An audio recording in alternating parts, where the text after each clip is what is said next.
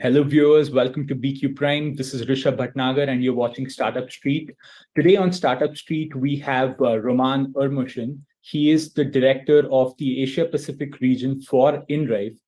Now, viewers, InDrive is a ride-hailing app that was founded in Russia, and now it's made its way all over the globe. It is a unicorn, and more importantly, it's now in India as well. So, Roman, welcome to BQ Prime. Thank you very much. Nice to be with you here, Rishabh. Thank you. Hello. Roman, for our viewers, could you start off by explaining how InDrive is different from the two ride-hailing giants that we have here in India? Yeah, thank you for the opportunity to share this with you. And yeah, I would like just to start that InDrive is now really a global ride-hailing application. This is almost everywhere in the world. It's 47 countries and over 700 cities across the globe. We are normally present in the emerging markets, and one of the biggest ones is obviously India, which is growing very, very fast. We started our tests in India in 2019, and we've launched a number of middle-sized cities like Bhopal, Ludhiana, Jaipur, and achieved pretty good result. But then we all know that COVID entered our world and entered our lives, and the mobility was down in many of the cities. So we have to kind of slow down our business development activities, and we decided to just develop these small cities. And then in 2021, we got back with our development team in India and started to launch big cities. The first one after COVID was Kolkata, then we went to Delhi, then we launched Mumbai, and now we're working on a number of other cities. And that's perfect development for us. We see that our unique sales proposition is just coming very, very well to the society of Indians. And why it's good? Because we provide a little bit different service than the other players in the market. And this service is about transparency, about the fair price, and about fighting injustice. So just to catch up on this a little bit, what's the transparency? We, as InDrive, we are a marketplace. So we test the technology. We give this technology to drivers, and we give this technology to passengers, and they agree between themselves where they go, who chooses whom, and how much everyone pays for what, right? There is no algorithm behind the InDrive for setting up the price. So it's you as a passenger just setting up the point B where you go. All the drivers nearby, they see your request, and they see for how much money you want to do that.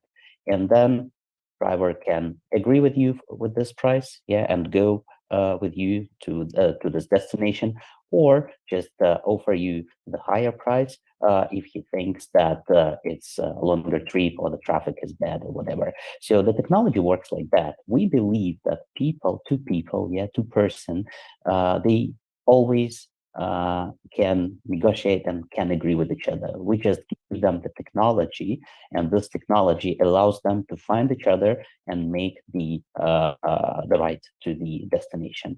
And what stands behind InDrive, there is a lot of work being done to make the service good for users. Yeah, first of all, the technology. It's we've got almost 3,000 people working for us and doing all this support on behind the app. Then security. Now in India, security is one of the biggest things. So we have to make sure that all the drivers are very much verified. Yeah, and we track all the rides. We track that our users finally give the feedback, and we check what kind of feedback they give, and based on that we do trainings for drivers. We just promote them, and that's quite a lot of work behind that. So this is just in general how it all works, and we see that this in our app is just now very, very much appreciated by the local communities in big cities and in smaller cities. And I guess I may also talk a little bit about what we do from the marketing standpoint, right? Do you think it's We'll come to that, Roman. All right. Before that, I'll ask you about what's the uptake been like? How have drivers in Delhi and Kolkata responded? What's the network like?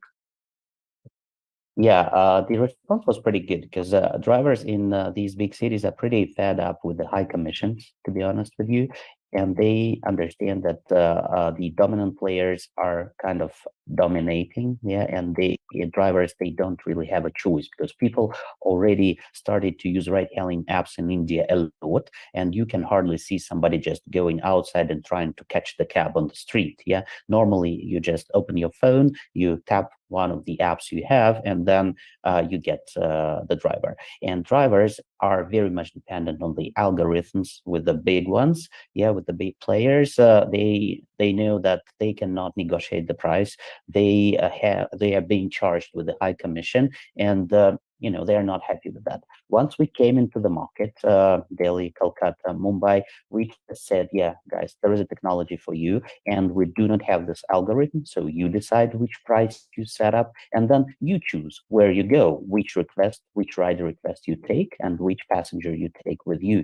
And that was like a revolution for the drivers because they understand that now there is another app which has a very good technology. It's a global app, but it has totally different approach to its users. So it gives them transparency, freedom, and fairness. And that's how the answer was, very positive from the drivers. And we've got thousands and thousands applications from drivers to us in these cities. And now we see that these drivers are still coming, and we're happy to serve them. So. Right. How many drivers would that be? Could you give us a ballpark figure in each of the cities? Yeah, every single city is just growing pretty fast, and frankly, I don't have this on top of my head for each city. These are definitely tens of thousands in each of them.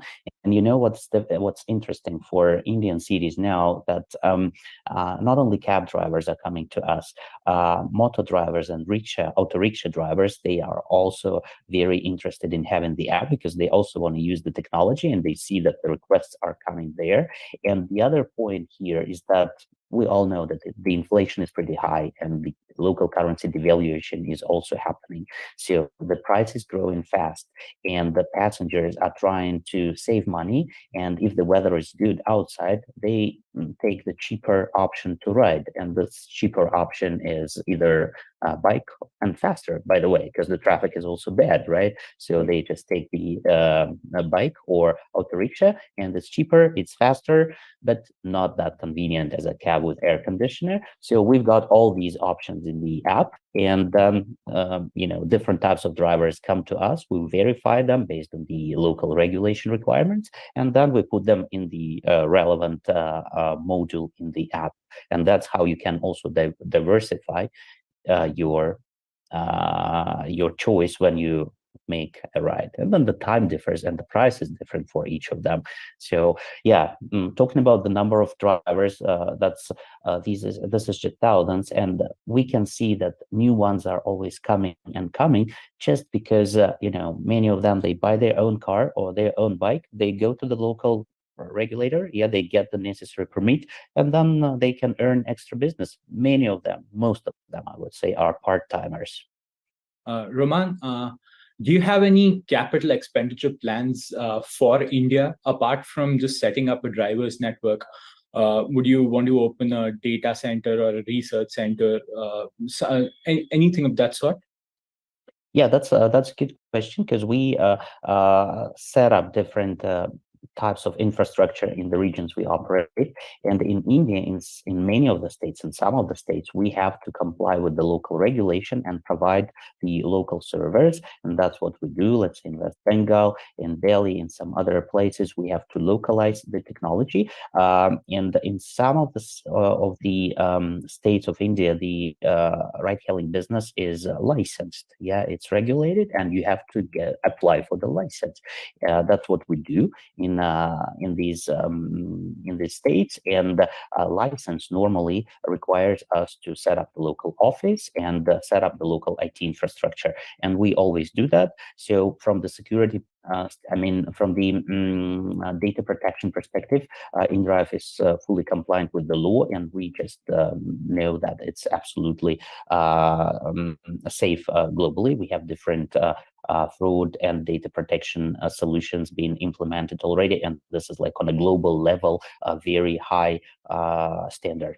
Yeah, so for the infrastructure, and then we've got local employees in all the cities where we operate. These employees, they provide customer support, driver verification. Then they do some outdoor research activity, talking to our users. Yeah, we've got quite a lot of people working for us in India now. I just remember back in years, we did everything in India remotely, and now we have a very strong team here in India locally. They speak different languages, they live different cities, and this is just a synergy of the global business being operating in 47 countries and the local team, which is very knowledgeable, growing, and very motivated to develop business, because they see that this InDrive solution in the cities is very well perceived by the local community. Right. Roman, I believe at this stage you're not charging any service fees to drivers, right? The first stage is always a 0% service charge that you launch with. So at this point, I don't believe InDrive is generating revenues. But what's the sort of revenue model or the business model that you'll be taking here in India? Yeah, and you know what? We started to charge commission a little bit in Kolkata and in Delhi, and in some of these smaller cities like Bhopal and Ludhiana. How it normally works? Yes, you're right. We step into the new city, we start developing the community, we market our app, and normally it takes like 6 months to probably 12 months. And after we see that we have a big community with a number of drivers and passengers working for us on a permanent basis, then we start introducing a small commission, and this commission is never more than 9.99%. Yeah, it's always less than 10% globally, and this commission is normally it's the lowest commission in the market. If you compare with the big players, it's Right. like 2 or 3 times cheaper, and that's for drivers, it's not a big burden, so they are normally pretty happy with that, because everyone understands that service cannot be for free. There is quite a lot of work happening behind with the support, with technology. So there is always a commission, depends what commission we charge, what level of commission we charge. And our commission is up to 10%, and that's not a big burden for drivers, and not a big impactor on the prices of the ride. So I can say that, yeah, from the revenue perspective, we try to make it very reasonable for all parties, for drivers and passengers, and for us to make sure that we provide the relevant level and the best level of service in the country, and just support the technology. So that's for revenues, it's hard to project, because India is growing very, very fast, and also there are, in many states, there is quite a high tax burden on us, so we have to comply, we have to pay these taxes. But obviously India is now becoming one of the biggest markets for all ride-hailing apps, and we are also in the same group, and we're happy that we develop it city by city, and we are making a difference to drivers and to passengers. And just, it's important to say that our model and our mission is to fight the injustice and provide the transparent and fair service. It actually resulted in this low level of commission, which is just 9.99% for the user, for driver. Right. Roman, very interesting points. Lastly, before I let you go, I just want to understand what InDrive's mission is in the next 5 years or so for India. How many cities do you plan to be in? Do you plan to be at a certain level of revenues or profitability? What is the 5-year goal with respect to India only? Yes, India is just, it's huge, and that's the market which you can explore and explore years and years. Obviously, what we do, we look at the cities where we have good response from users. Yeah, we do tests. We come to the city, we do tests. We have our local team. They talk to drivers. They show our app to passengers, and if we see that the response is good, then we start developing the city. We enter, we recruit drivers, and we do the local marketing. For the moment, we are present in the biggest ones already, like Delhi, Kolkata, Mumbai.